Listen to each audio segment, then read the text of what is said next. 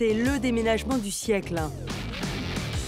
Plus de 150 000 pièces quittent le centre Pompidou, qui ferme ses portes à Paris pendant 5 ans. 5 ans, c'est trop long, et en même temps, c'est ce qui était nécessaire pour des travaux d'une telle ampleur. Une période de transformation pour le centre, mais aussi de rayonnement pour ses collections. L'une des chances que la métamorphose de Paris nous permet, c'est de demander des prêts exceptionnels. Des chefs-d'œuvre qui voyagent à travers la France et à travers le monde, pour la joie du public et des experts. On profite tous du moment de fermeture du centre Pompidou pour se livrer à des expérimentations en matière d'écriture de l'art moderne.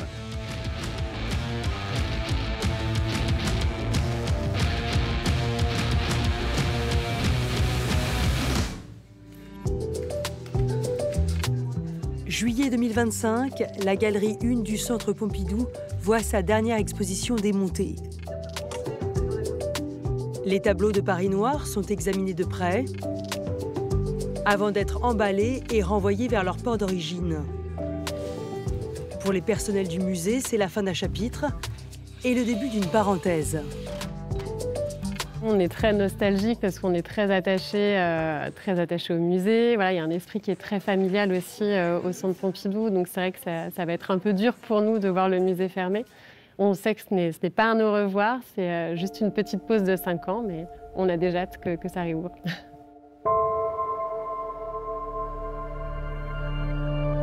Dans les autres étages, le silence règne.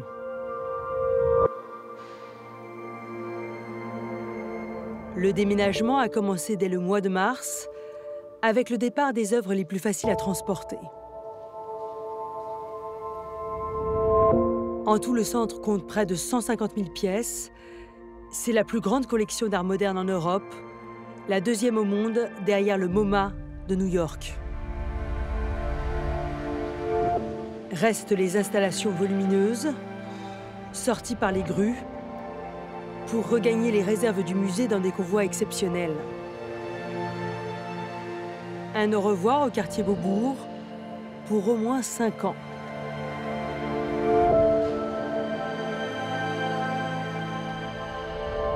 « 5 ans, c'est trop long, et en même temps, c'est ce qui était nécessaire pour des travaux d'une telle ampleur sur un bâtiment qui totalise près de 70 000 mètres carrés. Le remettre à niveau, c'est 3 choses. D'abord, le désamiantage, puisque c'est un bâtiment des années 1970 dans lequel l'amiante a été beaucoup utilisé et il est indispensable pour la sécurité de ceux qui y travaillent et de ceux qui le visitent de retirer cette amiante. Après, il y avait un objectif environnemental et nous attendons une économie d'énergie de 60% après ces travaux. Et puis, dernièrement, on ne pouvait pas rouvrir le centre Pompidou après des travaux aussi importants sans une redéfinition de son projet culturel. Un projet culturel pour lequel le centre Pompidou espère lever 180 millions d'euros, en plus des 260 millions que l'État doit injecter pour le désamiantage.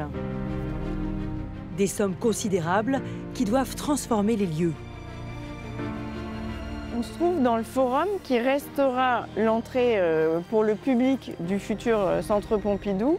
Mais le trou du forum sera agrandi pour permettre au public, via des gradins, de descendre vers un nouvel espace qui s'appelle l'Agora, dans lequel il y aura des expositions, des cinémas, du spectacle. Sur la droite, toutes les activités pour la jeunesse dans un pôle nouvelle génération. Sur la gauche, toutes les boutiques, librairies et un restaurant qui sera ouvert sur la ville vers la fontaine Stravinsky.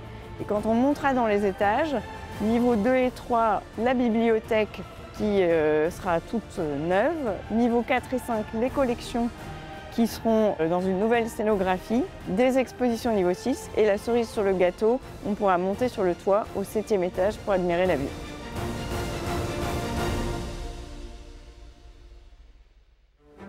Autre chantier en cours, le centre Pompidou francilien qui doit ouvrir ses portes fin 2026. Le centre Pompidou francilien, c'est un projet magnifique qu'on porte depuis plusieurs années avec une double dimension. C'est à la fois faire un écrin pour que les conditions de conservation des œuvres soient au top. Et le deuxième objectif de ce projet, c'est de faire un petit centre Pompidou au milieu de l'Essonne en faisant venir les scolaires et les publics qui ne viennent pas à Paris au Centre Pompidou, mais qui auront la chance de venir découvrir nos œuvres à Massy.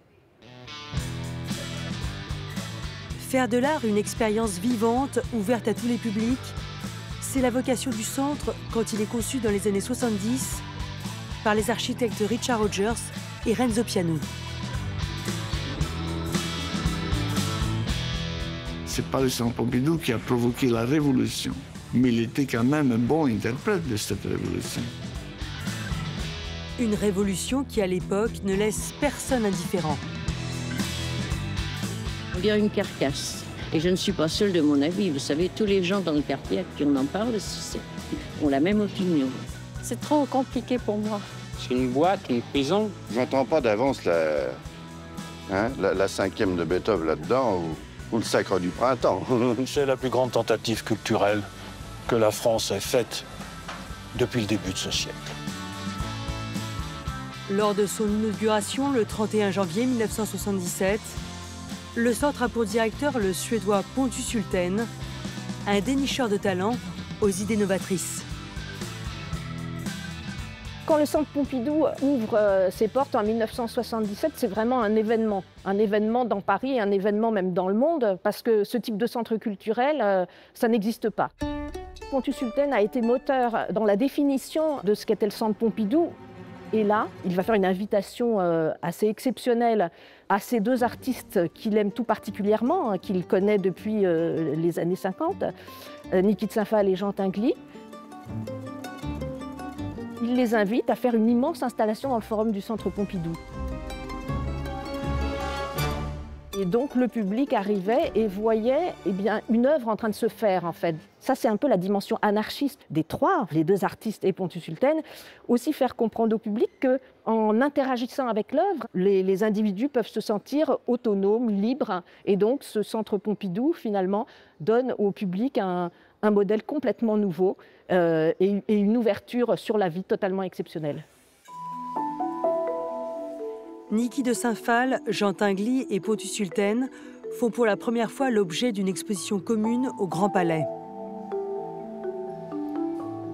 C'est dans ce haut lieu de la vie parisienne que se poursuivent les expositions temporaires du Centre Pompidou, et ce, pendant toute la durée des travaux à Beaubourg. Le partenariat a été décidé sous l'égide du ministère de la Culture pour deux raisons. Il y a une concordance des calendriers, puisque le Centre Pompidou ferme à compter de 2025 et que nous, on a commencé à rouvrir en 2024 avec les Jeux Olympiques ici même. Le deuxième élément, c'est la complémentarité de nos deux institutions. On a accès à une des plus grandes collections au monde d'art moderne et contemporain. Et le Centre Pompidou a la chance d'avoir accès finalement à un lieu qui a été refait, qui est maintenant aux normes muséales et qui s'inscrit dans l'histoire des grandes expositions, les grandes expositions nationales. Le Grand Palais n'est pas le seul à bénéficier de la fermeture de Beaubourg. Dans le cadre du programme Constellation, les expositions se multiplient en France comme à l'étranger.